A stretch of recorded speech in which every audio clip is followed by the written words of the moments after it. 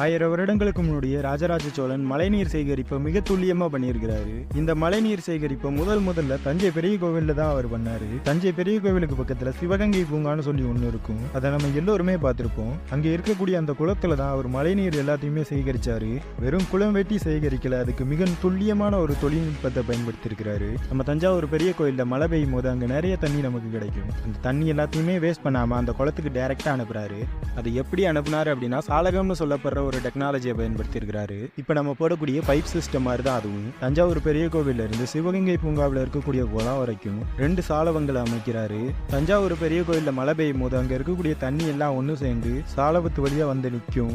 முதல் சாலவத்தை திறக்கும் போது முதல்ல இருக்கக்கூடிய கழிவுநீர் எல்லாமே நந்தவனத்துக்கு போற மாதிரி செட் பண்ணியிருக்கிறாரு. கழிவுநீர் வெளியேனதுக்கு அப்புறம் முதல் சாலவத்தை அடைச்சி 2வது சாலவத்தை வைப்பாங்க.